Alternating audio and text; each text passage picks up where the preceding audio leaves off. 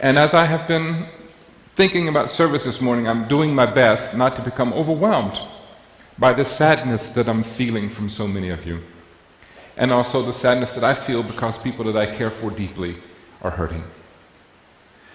But God works in such wonderful ways. I see Jennifer's top to her outfit, blouse. It's got butterflies on it. And it reminds me of that incredible transforming power that we have.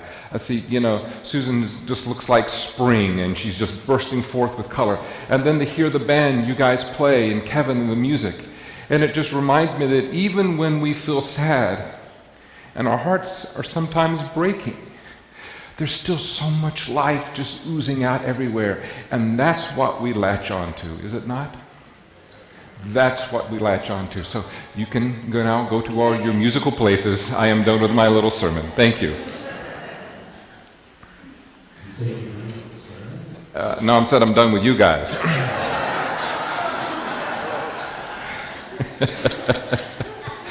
Thank you so much, everybody. Thanks, Quinn. You're not just saying that because I'm letting you go, right? For the last few weeks, we've been talking about the kingdom of God, and during the children's sermon, we had another story about what the kingdom of God is like, and the fish and loaves, and so forth. But today we're getting off track a little bit, but yet it's still a part of the same motif, the same thing. And this is a story from the beginnings in Genesis of Jacob, Esau, and the angel that Jacob wrestles at the river Jabbok. So hear the story. The same night, he got up and took his 2 wives, his 2 maids, and his 11 children, and crossed the ford of the Jabbok. He took them and sent them across the stream, and likewise everything that he had. Jacob was left alone, and a man wrestled with him until daybreak. When the man saw that he did not prevail against Jacob, he struck him in the hip socket, and Jacob's hip was put out of joint as he wrestled with him. Then he said, "Let me go, for the day is breaking." But Jacob says, "I will not let you go unless you bless me." So he said to him, "What is your name?" And he said, "Jacob." Then the man said, "You shall no longer be called Jacob, but Israel, for you have striven with God and humans and have prevailed." Then Jacob asked him, "Please tell me your name." But he says, "Why is it that you ask my name?" And there he blessed him. So Jacob called the place Peniel, saying, "For I have seen God face to face, and yet my life is preserved." The sun rose upon him as he passed Peniel, limping because of his hip. The great playwright Neil Simon once said, "If no one ever took risk, Michelangelo would have painted the Sistine floor." In spite of my sadness in my heart, I'm also giddy today. You all want to know why I'm giddy today? Okay. Your sincerity is overwhelming, by the way. I'm giddy today because tonight starts the NFL season. Now, it's a preseason game, and it's going to stink for the most part, but I love football so much that I'm really excited about seeing, 3 quarters of really bad football. And the 2 teams who are playing, I don't really care that much for, the New York Giants and the Buffalo Bills. I mean, those of you who might be we might have a Bills fan here, but we might have, I don't know. They usually don't raise their hand too high. Sorry. But they were great once upon a time. All right, so while I'm digging myself out of that hole, one of the things that's true about football is taking risk. Now, for those of you who are familiar with the game, you'll know exactly what I'm talking about. And for those who are not, I'm going to try to explain it in such a way that I think it will come through. In football, you have 4 downs to go 10 yards to get a first down so you can do it all over again until you then score across the goal line. More often than not in football, when it's 4th and 1, 4th and 2, the coaches will send in the punting team. It's time to step back, punt, get field position, and put the other team down on the other end of the field so that they can come back and try to do the same to you that you just did to them. A professor at the University of California, David Romer, found out that coaches and teams who go for it on fourth down statistically more often than not prevail. Not only do they tend to get the first down more often than not, but teams who practice on a consistent basis, taking the risk to go 4th and 1, because if you don't get it, then the other team gets the ball where you are now. So if you are like on your own 40-yard line and it's 4th and 1, you don't get it, the other team now only has 40 yards to go for the touchdown, whereas they might have 80 yards if you punt. Well, what they find is that more often than not, coaches and teams will not go for it, even though coaches and managers and teams are aware of the statistics. Why is that? Because if you try it and you don't get it and you lose the game, you could, what? Lose your job. David Romer also found out that the same idea holds true in business as well. Most managers are not willing to take risk for the business. Most managers are really most concerned about not doing what? Messing up. Whatever it takes not to mess up. Thus, inhibiting the company's ability to produce and to go to places that it could go. But because people are afraid to take the risk, because we find ourselves in life, in personally or in business, at that 4th and 1 situation, more often than not, we will punt. We have a story here of Jacob. He has a fraternal twin named Esau. In Jacob and Esau's tradition, the firstborn is the one who got all the booty. Well, dad's possessions. And so, as they were coming out of the womb, Esau was coming out of the womb first, and its story says that Jacob had a hold of his heel because he was trying to wrestle him even in the womb to get out first because he was very ambitious. So Jacob means supplanter. That's what the name means. Well, as life went on, Esau was a man of outdoors, and Jacob was more of a mommy's boy. And as his dad eyesight had gone bad, Jacob and his mother tricked his father and swindled Esau out of his birthright and his blessing. And so what do you do after you've cheated the great big outdoors hairy guy out of his birthright and his blessing? The guy who goes hunting all the time and who kills things? Not the guy at home making bread. What do you do in a situation like that? Is it 4th and 1? You go for it, or do you punt? Jacob punted. He ran away. That's exactly what he did. And he ran away to Mesopotamia, where his maternal uncle Laban lived. And so then he found himself there, but he also found his match as far as one who can deceive. But in spite of the fact of what his uncle was doing to him over time, Jacob's flocks and his crops and his family continued to outdo Laban's. So as his uncle was getting more and more jealous, Jacob decided it was time to do what? Leave again. And he packed up his wives and his maids and his sons and all of his animals and everybody, and they started making their way back home. As they were getting closer to home, word came to Jacob that Esau was coming with 300 men. So here we are, ladies and gentlemen. It's 4th and 1, Jacob. He's getting ready to come out in his offense. He's doing a split formation, ladies and gentlemen. He's putting one side over here and one side over here, and he's sending them across the stream, but in different groups. I wonder what the strategy is behind that. It's pretty genius if you think about it. If Esau comes and destroys his family, maybe he'll only destroy one while leaving the other half alive. Great thinking. But what's Jacob doing? He's now behind the line of scrimmage. It's still 4th and 1, and he's not going anywhere. What's this? There's a man in the middle of the scene, and he's wrestling with him. And they wrestle, and they wrestle, and they wrestle, and they wrestle all night long. You would think that this play would finally end at some time. And as the sun is coming up over the horizon, the man wrestling with Jacob realized, I'm not going to prevail over this guy, so I'm going to dislocate his hip. I'm going to dislocate his ego, and I'm going to walk away.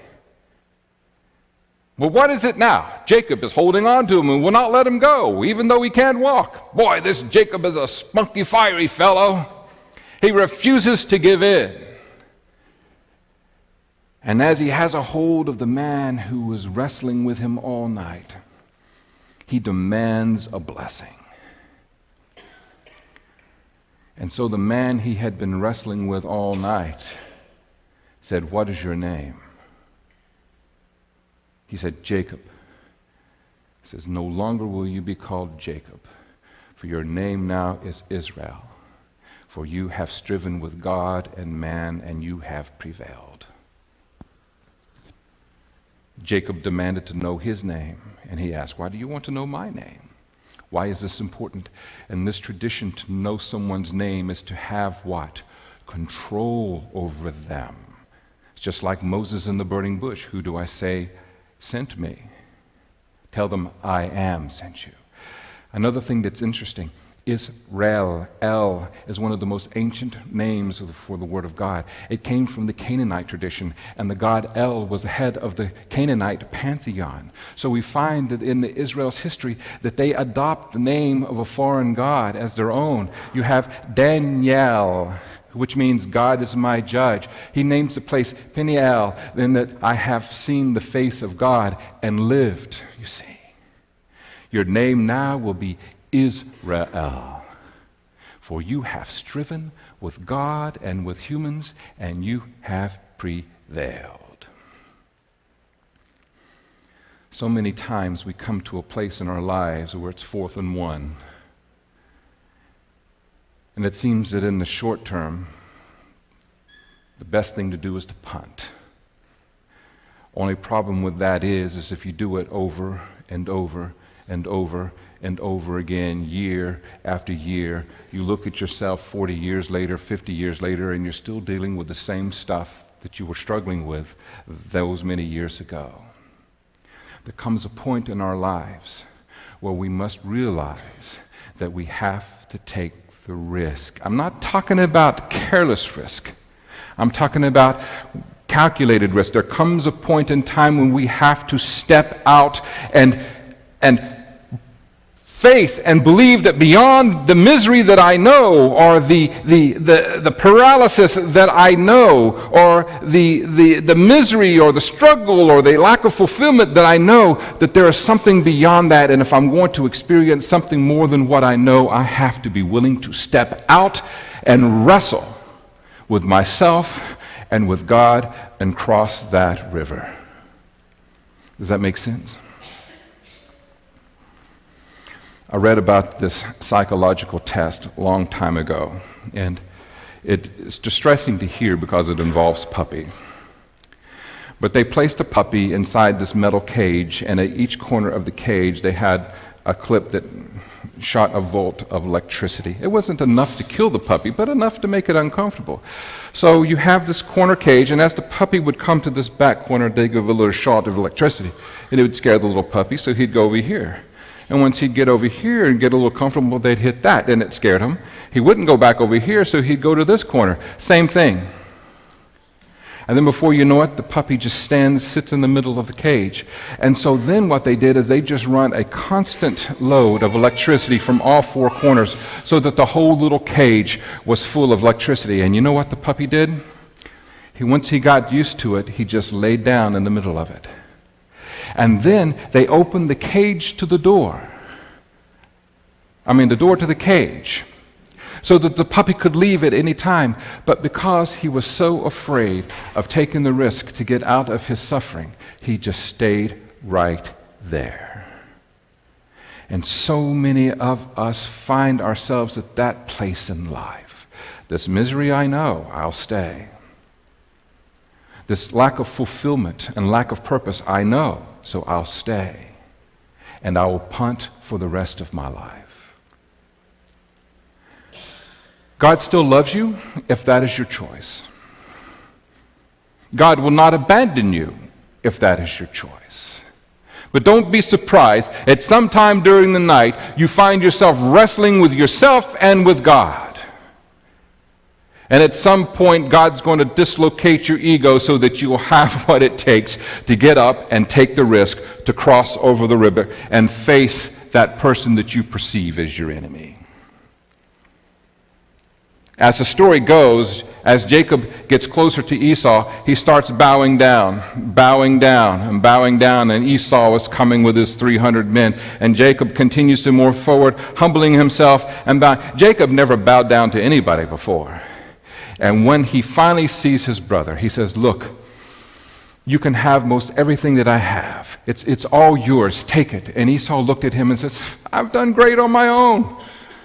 Come here, let me give you a hug." And they embrace and they weep on each other's shoulders. And then Jacob looks at old Esau, crazy red hair, rugged outdoorsman, nasty beard, probably smells like sheep. He looks at his face and he says, "To see your face is to see the face of God." That's important because you see, back in the time of Jacob, when the story was being told, to see the face of God meant you would die. You could not do that. But he experienced God at the river Jabbok. He experienced the face of God in the forgiveness of Esau. He took the risk and he moved on out. Statistically, those who go for it on 4th and 1 not only make it more often than not, but succeed overall. There came a time on Gethsemane when Jesus found himself 4th and 1, and he knew the odds were greatly against him, for the defense was really wanting to get him badly. And he even prayed if there was another way. He took a time out and he prayed if there was another way to get out of this situation for God to let him know. But there was nothing but silence. But he knew, "Your will, not mine." And Jesus went for it. Jesus went for the 4th and 1 for all time, for all humanity. And in that action, he has shown us that who you are as a human being created in the image of God, who you are to truly know your life and your purpose and to fulfill it, is more important than your life itself. So who are you? Where are you right now? Jacob took the risk. It worked out. Even though his life was full of struggle, he took the risk and it worked out. Jesus took the risk and continues to inspire and transform humanity for all time. Take the risk. Don't hide behind the safe strategy anymore. Take the risk. Take the risk. God will honor it, and the world will open up to you as you not only discover who you are, but you experience the joy of being your truest self and also knowing that gnosko, that intimate knowledge that you are now living in one spirit with God and within yourself. And you can never lose with that. Thus ends the lesson. Amen. I'm going to ask Steve to please come and help me with communion. We practice